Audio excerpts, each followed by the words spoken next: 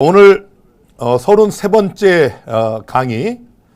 오늘은 요한계시록 우리 14장, 우리 지난주에 이어서 계속됩니다. 무엇보다도 제가 조금 속도를 느리면서 은혜 중심 또 복음 중심으로 계시록 14장을 진행하고 있다는 사실을 여러분이 좀 염두에 두시기를 바랍니다. 그러한 이유가 분명히 있습니다. 우리가 진도를 빨리 나가는 것보다는 우리가 또 처음 듣는 우리 구도자들을 위해서 하나님의 말씀 요한계시록 14장이 오늘 우리들에게 무엇을 말씀하고 있는지를 우리가 좀 명확하게 은혜 중심 복음 중심으로 그렇게 살피도록 하겠습니다. 오늘 계시록 14장 14만 4천인과 세 천사의 기별, 이런 주제가 되겠습니다. 아마 우리 권사님도 또 오랫동안 교회를 다녀보셨겠지만 일반 장갑립교회 이런 개신교회에서는 세 천사의 기별이 뭐냐면 모릅니다. 참 놀라운 사실은 성경 66권 중에서 가장 중요한 예수 그리스도의 재림과 연계된 요한계시록이라고 하는 이 예언서 중에서도 가장 핵심적인 그런 주제가 바로 이 세 천사의 기별인데, 왜 일반 개신교회는 이 중대한 문제를 외면할까요? 먼저 우리 지난주에 이어서 14만 4천인 문제를 마무리 지으면서 세 천사의 기별로 들어가겠습니다. 이렇게 이해하시면 됩니다.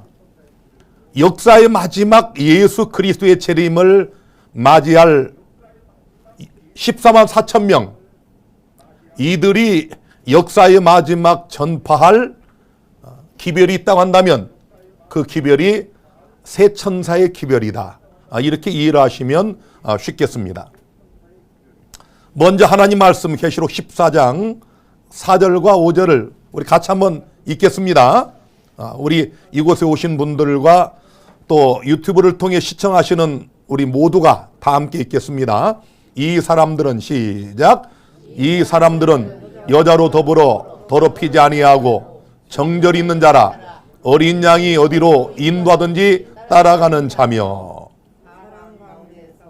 자, 그 다음 볼까요? 사람 가운데서 구속을 받아 처음 익은 열매로 하나님과 어린 양에게 속한 자들이니 그 입에 거짓말이 없고 흠이 없는 자들이더라. 자, 이 말씀을 좀 제가 요약을 해드리면, 첫째로 14만 4천인이 누구냐? 여자로 더불어 더럽히지 않고 정절이 있다 그랬습니다. 어떻습니까? 이 정도면 우리 일반적으로 세상에서도 이 정절이 있는 사람, 특별히 이제 결혼하는 우리 처녀들 중에 이 정절을 지키는 처녀, 참 귀한 세상이 아니겠습니까? 그런데 이 사람들은 여자로 더불어 더럽히지 않았다. 정절이 있다. 두 번째로 어린 양이 어디로 인도하든지 따라가는 자들이다. 여러분들이 우리 어린 양 예수님을 믿잖아요. 정말 중요한 것은 우리가 예수께서 인도하는 대로 따라가느냐. 우리가 예수를 믿잖아요. 그런데 우리 예수 믿는 사람들이 정말 예수께서 어디를 인도하든지 따라가는 자들인가? 14만 4천인은 그런 자들이다. 세 번째로 사람 가운데서 구속을 받아서 처음 익은 열매로 하나님과 어린 양에게 속한 자들이다. 여러분이 지금 이렇게 들으셔도 뭐가 뭔지 잘 모르셔도 일단 요약을 하고 제가 하나씩 설명을 하겠습니다. 그 다음 네 번째로 그 입에 뭐가 없어요? 거짓말이 없고 흠이 없는 자들이다. 자, 어떻습니까? 여기까지 여러분이 이게 보시면서 내가 14만 4천인에 참여할 수 있을까? 이런 생각을 하면 좀 자신감이 없어지지 않나요? 아니, 어린 양이 어디로 인도하든지 따라가는 자들, 또 정절이 있는 자들, 또 거짓말이 없고 흠이 없대요. 우리 흠 없는 사람 있나요? 요즘 새 정부가 꾸려지고 뭐 장관들 임명하는 그런 과정에서 정말 청문회도 하기 전에, 아니 청문회를 해서 물어보기도 전에 사방팔방에서 그들의 허물을 다 들춰내잖아요.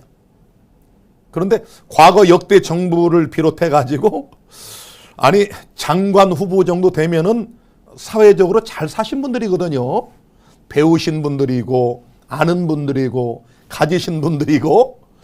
자, 그런데 어디 흠없는 사람이 있던가요?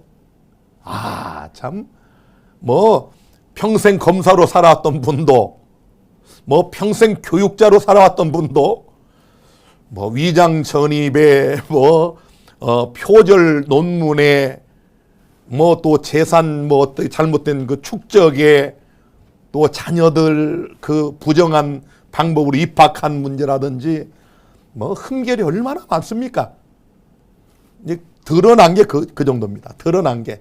사람들이 찾고 찾은 게 그 정도고, 사람들 몰래 한 것은 또 얼마나 많겠습니까? 자, 이게 우리 사람입니다. 그런데 이 14만 4천 명은 흠이 없는 자들이다 할 때 뭐 여기서 우리 중에 누가 감히 내가 그 14만 4천인이다 라고 말할 수 있을까요? 자, 그런데 여기에 놀라운 또 비밀이 숨겨져 있습니다. 오늘 그걸 우리 함께 파헤쳐 보도록 하겠습니다. 자, 여자로 더불어 더럽히지 않고 정절이 있다. 이 무슨 뜻일까요? 성경에는 두 여자가 나옵니다. 그냥 여자라고 묘사된 순결한 여자, 하나님의 교회거든요. 이 예언서에서 상징과 묵시적 표현으로 비밀을 우리에게 보여주는데, 여자는 하나님의 교회다. 자, 그러면 여자 말고 이 붉은빛 짐승을 탄 음녀, 이건 여자와 대조가 되죠. 자, 이 여자가 하나님의 순결한 교회라고 한다면 음녀는 타락한 교회가 분명합니다. 그래서 이 14만 4천인은 누구냐? 타락한 교회, 곧 음녀로 더불어 더럽히지 않은 신앙의 순결을 가진 자들이다. 오늘 저는 아까 식사하는 중에 우리 권사님 간증을 들으면서 정말 눈시울이 뜨거워졌습니다. 아니 60대에 예수님을 만나신 분인데 지금 83살이신데 얼마나 그 순수한 한 20여 년을 우리 하나님을, 예수님을 뜨겁게 사랑하시는데 참 고결하다, 제가 이렇게 표현할 만큼 너무 영이 맑으시고 깨끗하시고, 예수님 만난 이것도 우리 권사님에게는 놀라운 기적인데 또 명광비대를 통해 가지고 이 진리를 깨닫게 된 것, 너무 감사하다는 거예요. 간증 듣는데 제가 참 마음이 저도 뜨거웠습니다. 쉽지 않거든요. 왜냐하면 뭐 30, 40대도 아니고 60대에 예수님을 믿어서 83이 되셨는데 이런 진리를 분별하는 것 자체도 기적이지만 그렇게 고견한 신앙을 또 감격으로 간증한다고 하는 것은 쉽지가 않습니다. 제가 정말 하나님께 감사를 드리고 하나님의 살아계심을 인하여 또 하나님께 영광을 돌립니다. 이 14만 4천이 누구냐? 신앙의 정절을 가진 자들이에요. 순결한 자들입니다. 거짓 것과는 타협을 하지 않는 자들입니다. 자, 그래서 계시록 17장 1절과 2절에 보면은 이리 오라, 많은 물 위에 앉은 큰 음녀의 받을 심판을 내게 보이리라. 땅의 임금들도 그로 더불어 음행하였고 땅에 거하는 자들도 그 음행의 포도주에 취하였다. 여러분이 이제 예언의 말씀이지만 이렇게 읽어보니까 좀 이해가 되시죠? 자, 음녀는 타락한 교회, 이 타락한 교회가 받을 심판을 보여주는 겁니다. 이 땅의 임금들도 그로 더불어 음행하였고 땅에 가는 수많은 사람들이 그 음행의 포도주에 취했다. 다른 말로 거짓 교리에 취하는 겁니다. 이설적 이런 교리, 이단적 교리에 취하는 거예요. 제가 신천지 교인들과 한 달에 한 번씩 토론을 합니다. 엊그제 금요일에도 했습니다마는 제가 이 신천지 교인들하고 개인적인 이 친분을 쌓고 또 그들과 토론을 하면서 느끼는 거지만 이 거짓 교리에 취하면 약이 없어요. 이분들의 그 모든 이 교리의 중심은 이만입니다. 인간 교주 얘기로 전부 엮어요. 기가 막힙니다. 아니 요한계시록을 이 세상에서 자기들이 제일 많이 안다고 자부하는 이들인데 한마디로 엉터리의 석으로 이 성경의 모든 핵심을 이만희로 갖다 놔요. 이만희가 중심이에요. 자, 거짓 교리에 취하면 뭐가 없다고요? 약이 없어요. 14만 4천 명 이들은 여자로 더불어 이런 타락한 교리, 거짓 교리로 더불어 더럽히지 않았다 그런 말이에요. 진짜 남녀 간의 관계에서 순결을 지킨다는 뜻이 아니고 이 14만 4천 명은 여자도 되고 남자도 될 수 있는데 이들의 신앙은 고결하다. 타협하지 않는다. 거짓 것과 섞이지 않는다. 여러분 진리와 거짓이 이렇게 섞이는 걸 우리가 바벨론이라고 그러는 거예요. 이 음료는 바벨론이거든요. 큰 성 바벨론. 근데 역사의 마지막에 이 바벨론이 무너지죠. 완전히 무너집니다. 거짓 교리는 무너지게 되어 있습니다. 자, 그래서 이 14만 4천 명은 거짓 교리, 혼탁한 이런 이설적 교리로 더럽히지 않은 순결한 신앙을 가진 자들. 역사의 마지막 14만 4천 명뿐만 아니라 매 시대마다 특별히 중세암흑 시대의 1260년 그 장구한 역사 속에 이 카톨릭의 그 무서운 그런 박해 속에서도 5천만 명 이상의 신앙인들이 그들의 목숨을 잃어가면서도 이 신앙의 순결을 지켰습니다. 자, 그 다음에 어린 양이 어디로 인도하든지 따라간다. 이게 무슨 뜻일까요? 우리 예수님은 마가복음 8장 34절에 아무든지 나를 따라오려거든 자기를 부인하고 자기 십자가를 지고 나를 좇을 것이니라. 어떻습니까? 우리 여러분들은 예수님을 잘 따라가시나요? 나를 따라오려거든 십자가를 져라. 그리고 나를 좇아라. 우리가 예수를 믿는 것은 늘상 기쁜 일만 있는 것은 아닙니다. 경건하게 살고자 하면 반드시 핍박이 있다고 성경은 말씀을 하고 있고, 여러분이 하나님의 자녀가 되고 진리를 깨닫고 어린 양이 어디로 인도하든지 따라가려고 하면 마귀가 가만히 있지는 않습니다. 올무를 놓고 함정을 놓고 핍박을 하고 박해를 하고 여러 시험거리를 줍니다. 자, 그러나 14만 4천 명은 어떤 말씀이든지 기쁨으로 순종하는 자들입니다. 어린 양이 어디로 인도하든지 따라간다. 이 말은 우리가 성경을 읽다가 성경을 쓰다가 또 말씀을 듣다가 이 진리를 깨달으면 이유를 붙이지 않는 거예요. 그날로 그 길로 따라가는 겁니다. 이것이 어린 양이 어디로 인도하든지 따라가는 자들이에요. 제가 한 20여 년 전에 안산에 이제 순복음교회 한 가족을 신앙을 개혁시켜서 우리 재림교인이 되겠습니다. 이제 그 가정은 그분이 이제 그 사당동 교회의 큰 그 순복음 여의도 순복음교 지역장까지 하신 아주 뭐 뜨거운 믿음을 가진 집사님이신데 남편이 갑자기 교통사고로 돌아가시고 어린 남매를 데리고 그렇게 다 저를 만나신 거예요. 저 안산으로 이제 이사를 하셔서 제가 안성에서 안산까지 한 1시간 반 거의 뭐 2시간 걸립니다. 그 일주일에 몇 번씩을 가서 이제 이 말씀을 가르치고 안식일을 가르치고 그 가족이 이제 개종을 했어요.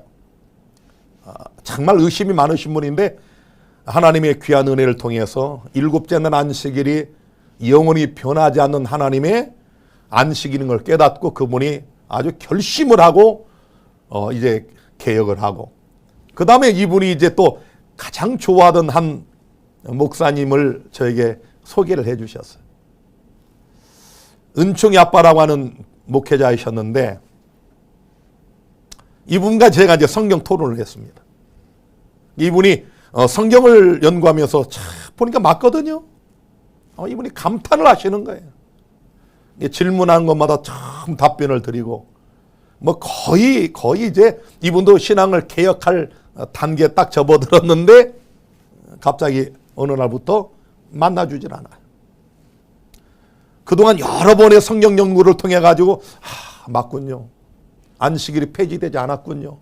10계명이 폐지되지 않은 것처럼 7제는 안식일이 맞군요. 예, 이로 이런 성경의 근거가 없습니다. 다 인정을 했는데 그만 딱 미끄러졌어요.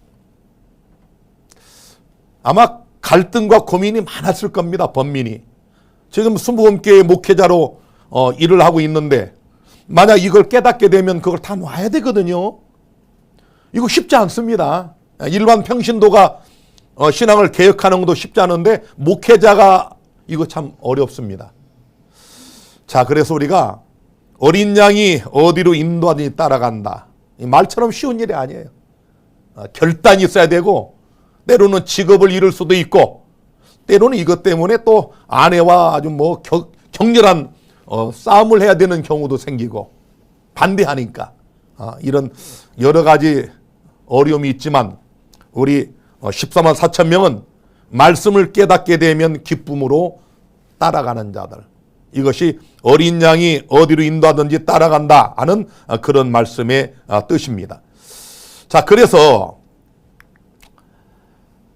우리 계시록 13장 17절에 보니까 누구든지 이 표를 가진 자외에는 매매를 못하게 하니, 또 15절에 짐승의 우상에게 경배하지 아니하는 자는 다 죽인다.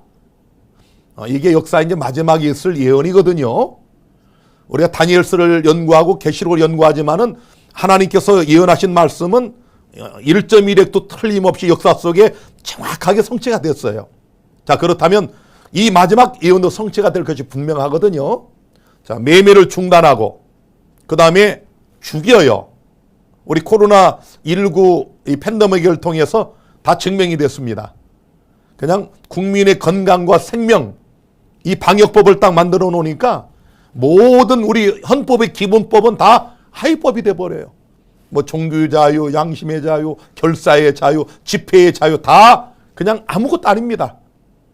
벌금 물린다, 행정명령 내린다, 교회 예배 드리지 마라, 대면 예배 보지 마라, 못 하잖아요.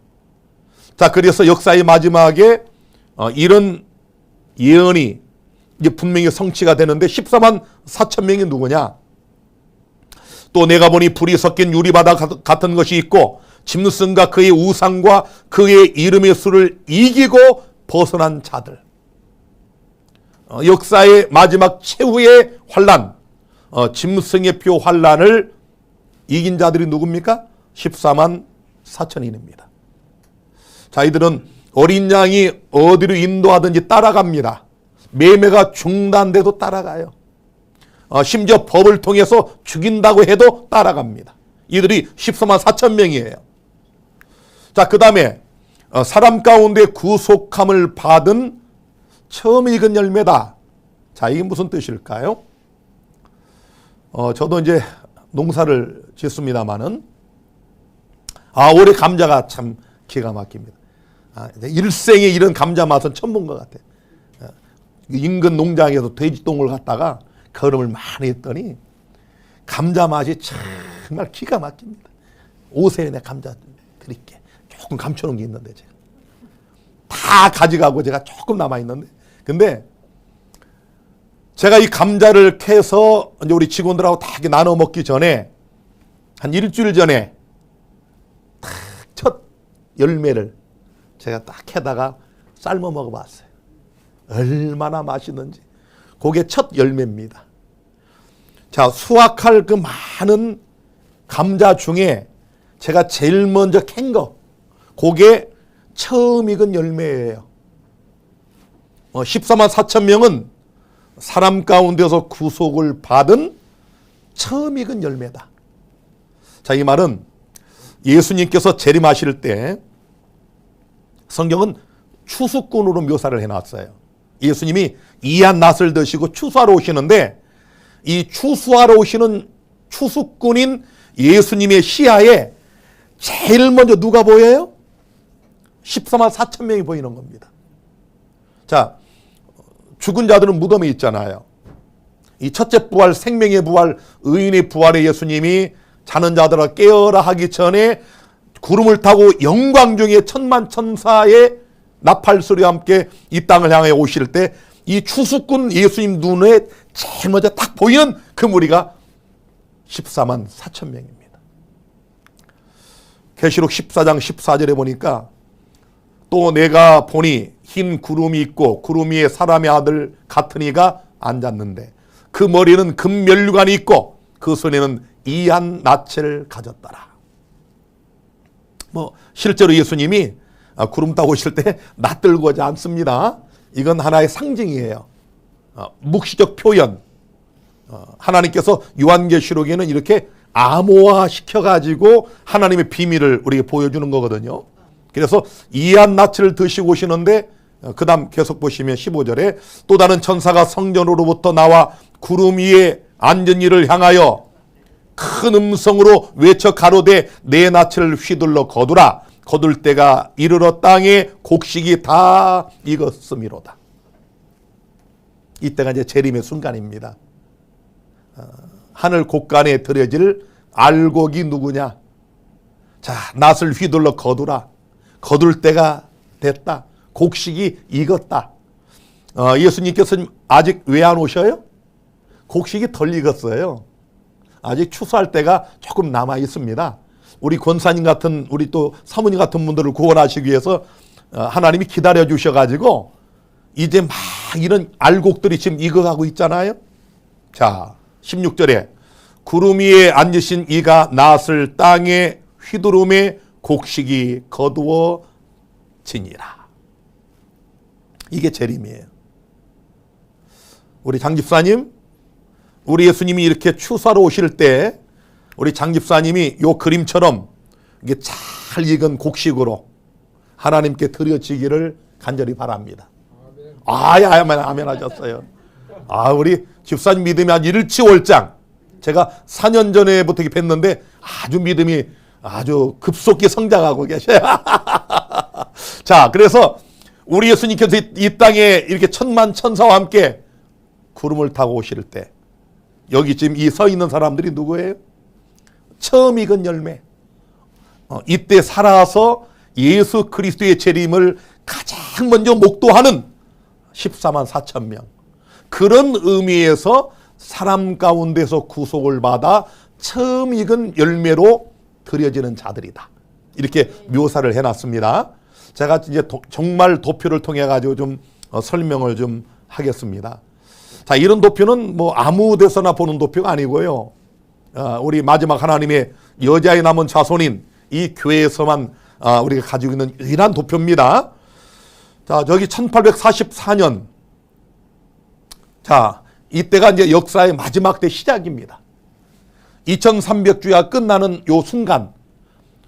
이때 이후로는 어떠한 예언적 기간도 필요하지 않아요. 이때부터가 역사의 마지막 때 시작이고 이때부터 하나님께서 살아계신 하나님의 인치는 그 일을 시작을 하십니다. 그래서 지금 하나님 뭐하고 계셔요? 하나님의 기별자를 통해서 살아계신 하나님의 인을 추수될 곡식들의 이마에 치는 그 일을 하고 있는 겁니다.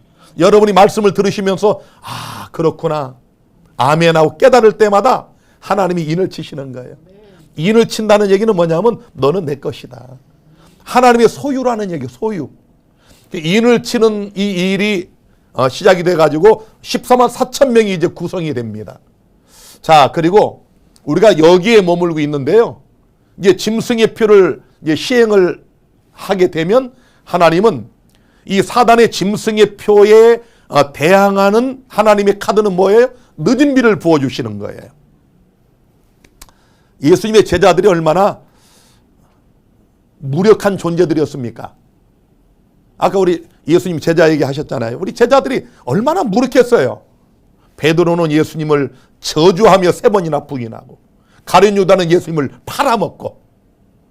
자, 그런데 이런 비겁했던 제자들이 갑자기 수천 명을 하루에 신앙을 개혁시켜가지고 예수 믿게 하고 침례를 받게 하는 역사가 나타나는 일이 사도행전 2장부터 나타나죠.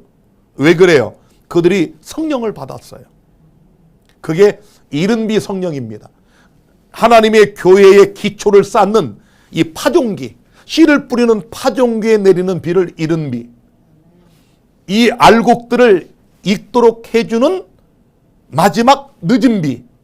하나님의 성령은 우리 기독교가 처음에 생성될 때 내렸던 이른비 성령의 시대와 역사의 마지막에 추수될 곡식들을 연글게 만드는 늦은 비의 시대로 구분이 됩니다. 하나님이 이때 늦은 비 성령을 부어주셔요. 그래서 이제 여러분이 앞으로 이 제이콥 목사가 지금은 이렇게 한국말로 말하니까 여러분이 한국말 알아듣죠? 외국인들은 지금 못 알아듣습니다. 외국에 어떤 분이 저보고 자꾸 좀 영어 자막을 좀 넣어달라고 그러는데 우리가 지금 그럴 인력도 없지만은 왜냐하면 우리 설교를 듣고 싶은데 저 미국에 있는 청소년들은 한국말을 못하니까 누가 통역을 좀 해야 되는데 우리가 지금 그런 인력이 없어요. 그런데 제가 늦은 비를 받으면 이 박진아 목사가 여기서 한국말로 이렇게 설교를 하면은 전 세계 사람들이 다 자기 나라 말로 알아듣습니다. 저는 그걸 믿는 사람이고요. 여러분이 얼마 후면 그 역사를 보게 됩니다. 하나님이 약속을 하셨어요. 자, 그래서 자, 이때가 이제 작은 환란으로 접어들고요. 이때 매매를 중단하고 그래도 안 들으면은 이제 죽입니다. 사형 명령을 내려요. 자, 그 다음에 요 환란이 끝날 때가 뭐냐면은 예수님께서 하늘 지성소에서 대제사장의 모든 사역을 마치고 나오시는 때입니다. 자, 그때가 전 인류의 은혜 기간이 여기서 끝납니다. 그리고 이제 전 세계는 7 재앙으로 들어가요. 이걸 큰 환란의 시대라고 그래요. 7 재앙. 자, 여러분 이스라엘 백성들이 400년 동안 종살이하던 애굽에서 나올 때 10재앙이 내리잖아요. 그들이 이 애굽에서 떠날 때 여러분과 제가 이 영적인 애굽인 이 세상을 영원히 떠나기 직전에 하나님이 무서운 7 재앙을 이 땅에 사정없이 내립니다. 하나님의 자비가 섞이지 않은 재앙이에요. 그래서 이 큰 환란, 이 환란이 이제 7 재앙이 내릴 그때쯤에 하나님께서 여기 1844년 이때부터 우리 마지막 안식일 기별을 깨닫고 살아계신 하나님의 인을 받았지만 예수님이 더디 오심으로 주님 안에 잠드신 분들, 연세 많으신 분들은 재림을 기다리다 다 돌아가셨거든요. 우리 어머니도. 이 제이콥 목사의 어머니는 항상 저에게 하시던 말씀이 진아야, 예수님 곧 오신다. 엄마 생전에 오신다. 자, 이랬던 어머님이 돌아가신 지가 한 7, 8년 되셨어요. 우리 어머님은 일생을 사시면서 하얀 거짓말도 못 하시는 분이야. 우리가 그냥 남을 위해서 이렇게 우리가 선한 거짓말이라고 그러잖아요. 예를 들면 식사 좀 하시죠. 밥을 안 먹었지만 저 먹었습니다. 저도 가끔 그렇게 하거든요. 부담 안 드리기 위해서. 근데 우리 어머니 그것도 못 하셔요. 우리 어머님은 장난 삼아서도 거짓말을 못 하셔요. 아주 철두철미한 재림 성도로 예수님의 재림을 기다리고 안식일을 지키신 분이에요. 감리교인이셨거든요, 어머니가. 여러분들 저기 동대문 거기 로타리 있잖아요. 동대문 로타리 이화 무슨 병원이 있죠, 그 옆에. 그 옆에 보면 그 감리교회 큰 교회 있어요. 그게 우리 어머니 다니던 교회입니다. 그 어머님이 감리교인이셨다가 이 기별을 받고 재림교인이 되셨어요. 우리 어머님은 정말 진아야, 내 생전에 주님 오신다. 저희 어머님은 짐승의 표 환란 와도요, 목숨 걸고 절대로 짐승의 표를 받지 않으실 분입니다. 이런 분들이 언제 일어나느냐? 여기 일곱째 재앙, 예수님 재림 직전에 우리 하나님께서 특별 부활로 일으키시는 거예요. 살아계신 하나님이 인을 받은 자들 14만 4천 명의 숫자의 계수가 되었지만 재림의 지체로 죽은 자들을 우리 예수님이 재림 직전에 깨우셔서 이 큰 환난을 견뎌내고 살아있는 14만 4천 명과 함께 참여할 수 있도록 은혜를 베푸시고, 그래서 그들이 살아서 이 땅에 재림하시는 예수 그리스도의 재림을 가장 먼저 목도하는 처음 익은 열매로 드려지는 겁니다. 자, 그래서 이제 예수님의 재림이 있게 되면은 그 후에 우리가 하늘에 가가지고 1000년 동안 우리 신랑 예수 그리스도와 함께 신혼여행 미러를 즐깁니다. 1000년 동안 우리 신랑 예수님의 얼굴을 직접 배웠고 온 우주에 타락하지 않은 혹성들을 우리가 방문하면서 우리가 1000년 동안 왕노릇하는 그런 권세를 가지고 하늘에 있다가 1000년이 지나면 우리가 이 지구를 회복하러 옵니다. 이 지구를. 무슨 말인가 하면은 일반 장갑nik 교인들은 우리가 천국 가면은 저 천국에서 영원히 산다고 착각을 하셔요. 성경을 자세히 보시면은 그렇지 않습니다. 하나님이 아담과 하와에게 주신 이 지구, 비록 범죄하여 타락을 했지만 하나님의 목적은 이 지구 위에서 하나님의 형상과 모양을 따라 창조된 우리가 영원한 세월 동안 영생 복락을 누리는 것이 하나님의 이 지구를 창조한 목적입니다. 그래서 1000년 후에 우리가 이 땅으로 준비된 새 예루살렘, 새하늘과 새 땅의 새로운 수도, 새 예루살렘 성과 함께 이 땅에 향하여 옵니다. 그때 뭐가 있어요? 악인의 부활이 있어요. 이 땅에 죽었던 모든 악인들이 다 부활합니다. 이걸 둘째 부활, 혹은 악인의 부활, 혹은 심판의 부활. 그래서 예수님이 요한복음 5장 28, 29절에 이 일을 기여기지 마라. 무덤 속에 있는 자들이 다 그의 음성을 들을 때가 오나니, 무덤 속에 있는 자들이 다 그의 음성을 들을 때가 오나니, 선한 일을 행한 자는 여기 생명의 부활, 의인의 부활, 악한 일을 행한 자는 저 심판의 부활, 둘째 부활에 일어난다. 그때 악인들이 다 부활하면 사단이 이 부활한 악인들을 진두지휘해 가지고 예루살렘을 공격을 합니다. 이제 이것이 계시록 20장에 있는 곡과 마곡 전쟁이고 마지막 전쟁이에요. 그때 하나님께서 유황불을 내리셔서 사단과 그의 타락한 사자들과 전사들과 이 땅의 모든 둘째 부활에 일어난 악인과 죄인들을 영구히 살라서 소멸하는 거예요.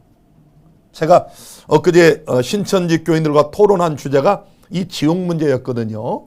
뭐 신천지 교인뿐만 아니라 일반 개신교인들, 천주교인들, 뭐 일반 힌두교나 불교나 다 이분들은 뭘 믿어요?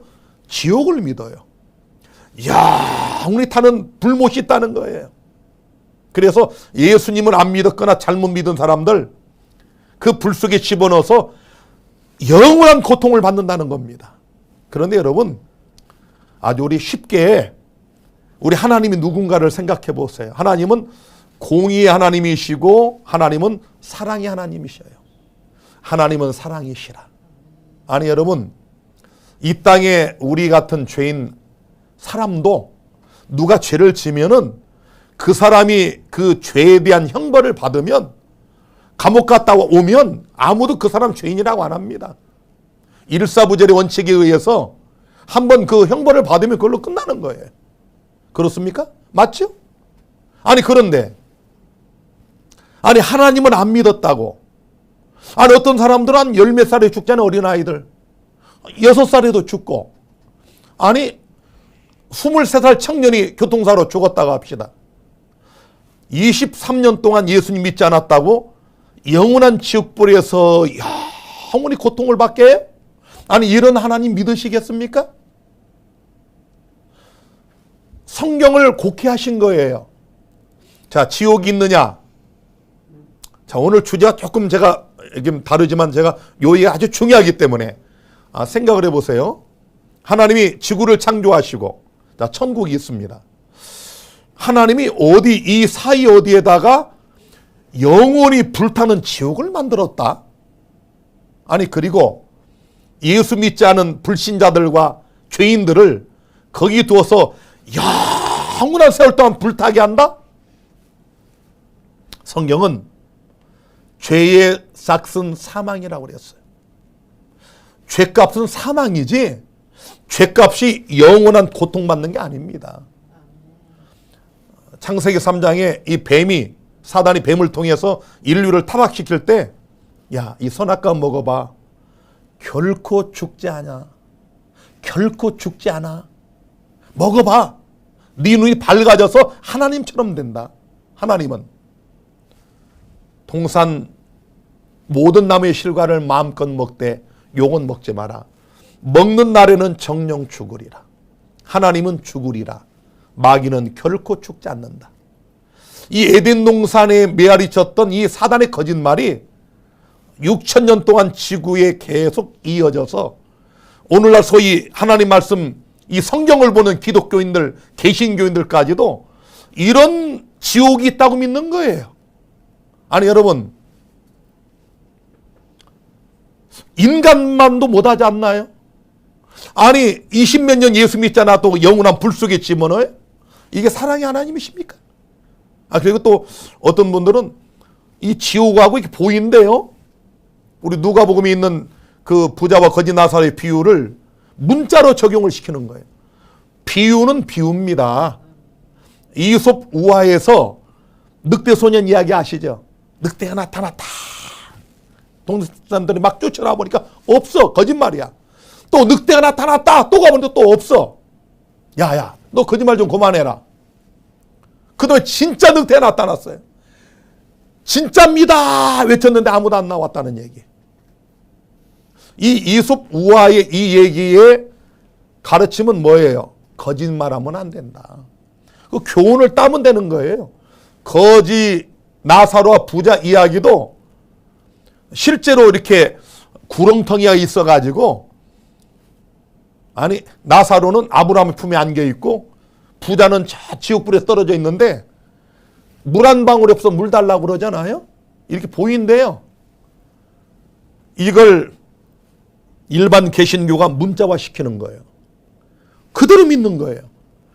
이것은 우리가 누가복음 16장을 자세히 읽어보시면 돈을 좋아하는 바리새인들을 위해서 니들이 돈 가지면 구원받고 돈 없는 자는 구원받지 못한다고 하는 이런 잘못된 사상을 깨트리기 위해서 예수께서 드신 비유입니다. 패러블. 자, 이런 비유 속에 교훈을 따면 되는데 이걸 그대로 문자화 시켜가지고 그런 지옥이 있다. 아니 그러면 우리 권사님은 천국에 가셨는데 남편이 천국에 못 오고 지옥에 있어요. 아니 여러분, 이게 몇 년도 아니고 몇십 년도 아니고 영원한 세월 동안 불타? 아니 그걸 보는 그게 천국입니까? 아니요. 우리 하나님은 사랑의 하나님. 그래서 이 범죄한 자들은 본인들이 선택한 그 선택에 의해서 영원한 불로 소멸시키는 거예요. 완전히 사로워서 이 지구의 우주의 죄악의 찍기조차 남기지 않고 다 사루셔서 흔적도 없이 사라지게 하고 새하늘과 새 땅을 재창조해서 구속받은 자들이 이 지구에서 영생 복락을 누리게 하는 그것이 하나님의 구속의 경륜의 마침표입니다. 예수께서 십자가에 죽으신 희생의 궁극적 바로 결론이 온 우주의 죄악의 찌꺼기가 없는, 그래서 우리가 과거에 어떤 이 지상에 있었던 일은 기억도 나지 않고 영원한 세월 동안 우리 주님과 함께 영생 복락을 누리는 그것이 새하늘과 새 땅에서의 우리의 삶입니다. 이게 성경의 결론인데 무슨 지옥이 있다.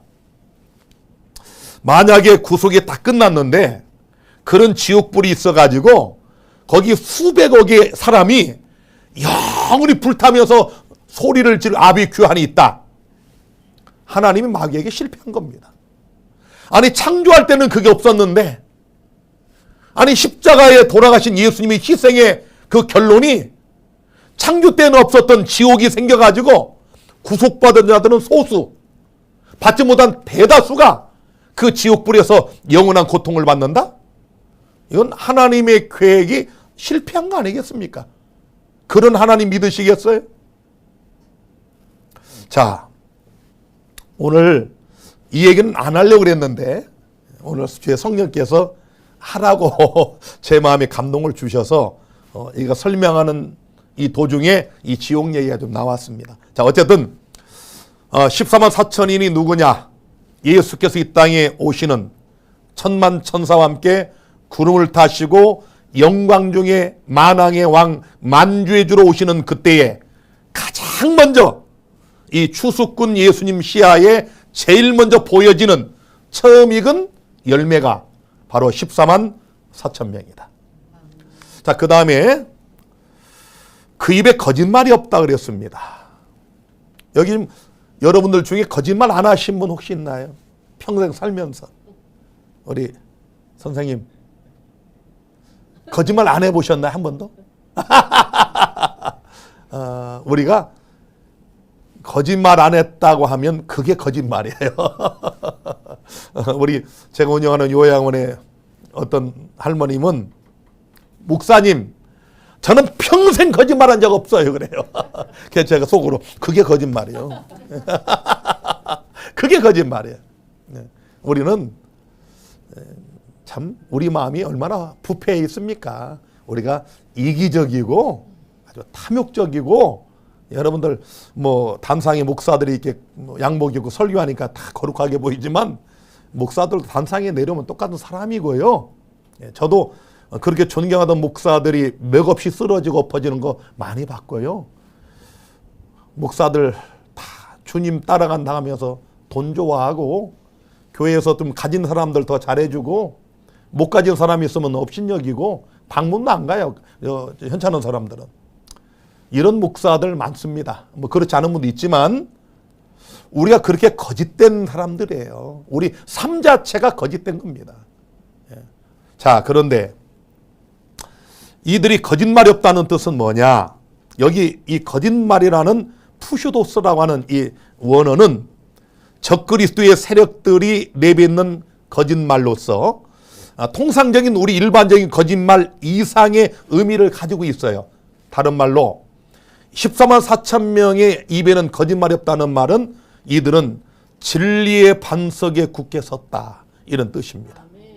그래서 요한일서 2장 21절에 보니까 내가 너희에게 쓴 것은 너희가 진리를 알지 못함을 인함이 아니라 너희가 알물 인함이요 또 모든 거짓은 진리에서 나지 않음을 인함이니라.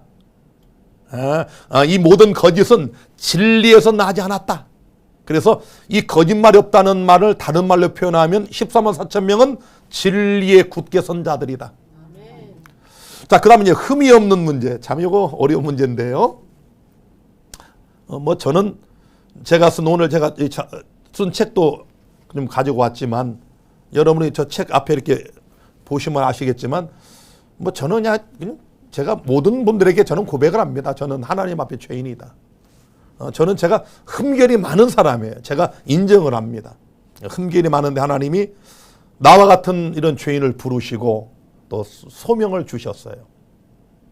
아까 재림하는 장면을 이렇게 보여드렸지만 여러분은 지금 그림으로만 보지만 제가 30살 때 목회를 포기하고 영원히 목회를 하지 않으리라 결심을 하고 방황하던 시절에 1990년 2월 4일 새벽 4시에 예수님이 저를 찾아오셨어요.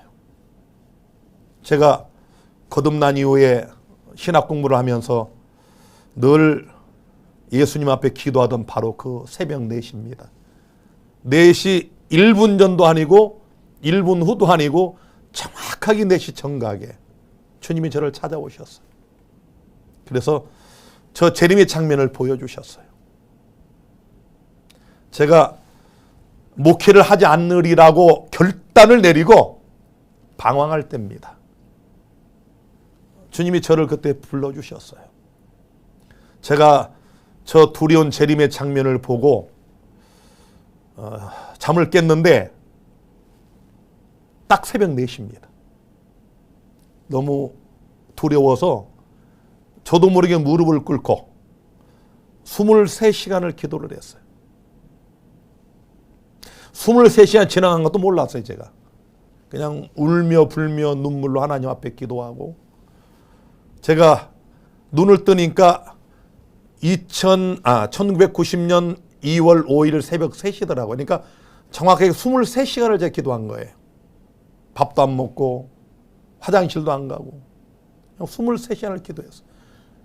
뭐 지금 하라면 못할 겁니다, 제가. 근데 그때는 어떤 보이지 않는 하나님의 힘에 의해서 재림의 장면을 직접 보고 나니까 제가 이 하나님의 말씀에 순종하지 않으면 분명히 죽는다는 생각이 딱 들더라고요. 너무 두렵고 떨려서 23시간을 기도하고 이 무릎을 펴려고 하니까 무릎이 안 펴져요. 이게 피가 한 통에 다 굳어가지고 무릎 피는 데만 30분 걸렸습니다. 안 펴져요. 아무리 명령을 내려도 다리가 펴지질 않아요. 손으로 잡아당기면서, 그리고 제가 너무 두려운 마음에 그때 하나님께 결심을 하고 모든 거 다 정리하고 돈 20만 원 들고 혈연 단신으로 아는 사람 한 명 없는 안성 땅에 내려가게 된 겁니다. 그리고 제가 이제 그때 교회를 개척을 하고, 자, 저는 정말 제가 흠이 많아서 나는 목회할 자격이 없다고 생각을 했어요. 그랬더니 우리 주님이 직접 꿈에 나타나셔서 저를 부르셨어요. 그리고 사명을 주셨어요. 그래서 80대 노 부부, 안성에 제가 포도 먹으러 갔다가 만나게 된 그 두 부부 집에서 세 사람이 드린 예배가 첫 예배가 됐습니다. 흠이 많은 저를 하나님이 불러주셨어요. 이 14만 4천 명이 흠이 없다. 이 아모모스라고 하는 이 헬라어는 하나님께 드리는 희생 제물에 대한 전문 용어입니다. 과거에 이 하나님 앞에 제사할 때 이 제물은 흠결이 없어야 돼요. 어디 뭐 좀 상처가 있거나 이런 것은 희생 제물의 가치가 없어요. 그래서 이 14만 4천 명은 처음 익은 열매로 예수님 앞에 가장 먼저 드려져야 되는데 이들에게는 흠이 없어야 됩니다. 자, 그러면 우리가 좀 자신이 없어지지 않나요? 나는 흠이 많은데. 자, 에베소 1장 4절에 곧 창세전에 그리스도 안에서 우리를 택하사 우리로 사랑 안에서 그 앞에 거룩하고 흠이 없게 하시려고. 하나님이 여러분과 저를 부르신 목적이 있거든요. 흠이 없게 하시려고. 근데 우리는 흠이 너무 많잖아요. 자, 그렇다면 14만 4천 명은 어떻게 흠이 없는 자들이 되었을까요? 우리 흠 없는 자들이 되기를 원하십니까? 우리 집사님, 정결하게 되기를 원하시죠? 하늘은 흠이 있으면 못 가요. 아유, 목사님, 그럼 저는 틀렸습니다. 이럴 분들이 있어. 그게 제가 간증을 한 거예요. 저는 정말 흠결이 많았어요. 나는 목회할 자격이 없다고 생각을 했어요. 그냥 그 신학을 하고 20대 초반부터 전국을 누비며 막 학생 때부터 전도회를 다니고 했던 제가 목회를 그만둔다. 이건 엄청난 사건이었거든요. 그런데 이런 흠 많은 저를 왜 부르셨을까? 자, 이제 흠없게 되는 비결을 좀 알려드립니다. 베드로전서 1장 19절에 오직 흠없고 점없는 어린 양 같은 그리스도의 보배로운 피로 한 것이니라. 여러분, 오직 흠이 없고 점없는 분은 어린 양 예수밖에 없어요. 어떤 목사가 아무리 뭐 거룩한 척하고 뭐 나는 죄를 이겼다 막 이런 분 있거든요. 나는 뭐 6개월 동안 죄를 한 번도 안 졌다 이런 분이 있어요.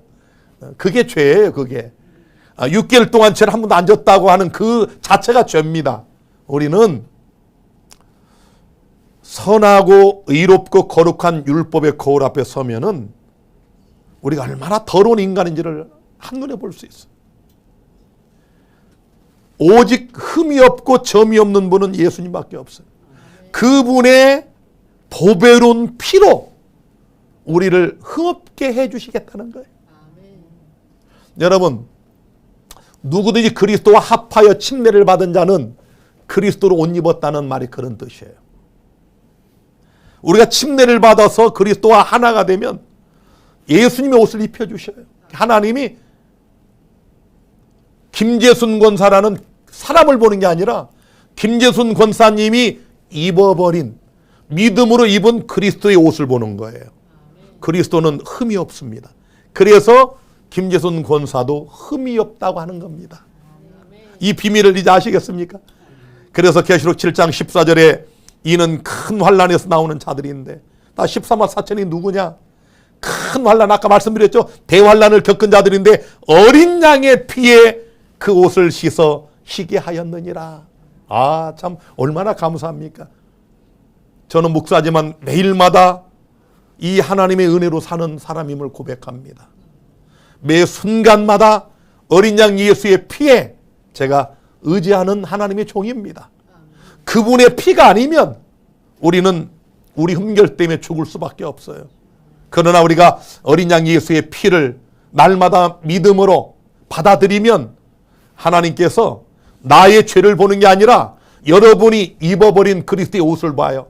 여러분이 믿음으로 선택한 흠없는 그리스도의 피를 봅니다. 그래서 우리는 예수 그리스도의 피에 의하여 흠과 점이 없는 사람으로 하나님 앞에 설 수가 있다는 얘기입니다. 그걸 믿음이라고 그러는 거예요. 그래서 누구든지 그리스도 예수 안에 있는 자에게는 결코 정죄함이 없느니라. 바울이 다메섹 노상에서 예수님을 만나고 그 일생이 바뀌잖아요. 예수 믿는 사람을 잡아 죽이던 그가 생명 다하여 예수의 부활과 이 천국복음을 전파하는 위대한 사도가 됐잖아요. 그런데 이 사도 바울이 어떻게 그런 위대한 사도가 됐나? 다메섹 노상에서 예수를 만나잖아요. 사울아 사울아 네 시오니까 나는 네가 핍박하는 예수라. 그 예수를 만난 이 바울, 아까 우리 권사님이 60대에 예수님 만나서 그냥 그 기쁨을 이기지 못한 사도 바울이 얼마나 그 기쁨이 컸으면 그의 생명을 아끼지 않고 이 땅에 그가 누릴 수 있었던 모든 부귀, 권세, 영화를 배설물로 여기고 생명을 다하여 우리 주 앞에 충성을 다했습니까? 어린 양의 피에 그 옷을 씻어 희게 하였느니라. 사도 바울도 여러분과 저도 아니 6천년 역사 속에 이 땅에 구속받을 모든 자들이 어린 양의 피에 옷을 씻어서 희게 한 자들입니다. 그래 그들이 어린 양을 제물로 드렸던 거예요. 그건 그리스도에 대한 믿음의 표현입니다. 오늘 우리는 어린 양을 잡지 않지만 우리를 위해서 십자가에 죽으신 예수님을 믿음으로 붙잡으면 되는 거예요. 예수 안에 있으면 정죄가 없어요. 바울이 그렇게 예수님을 뜨겁게 사랑하는 사도가 됐는데 나중에 로마서 7장의 간증을 보니까 갈등을 많이 합니다.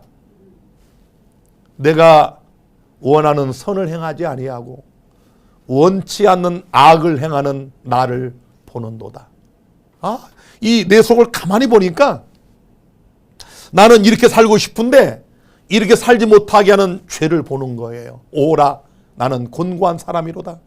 이 사망의 몸에서 누가 나를 건져내랴. 이 바울의 절규입니다.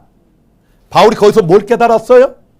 우리 주 예수 그리스도로 말미암아 하나님께 감사하노라. 우리 주 예수 그리스도로 말미암아 하나님께 감사하노라. 그러므로 누구든지 그리스도 예수 안에 있는 자는 결코 정죄함이 없다. 그래서 우리는 죄와 사망의 법에서 해방이 돼가지고 생명의 성령의 법 아래 들어왔잖아요.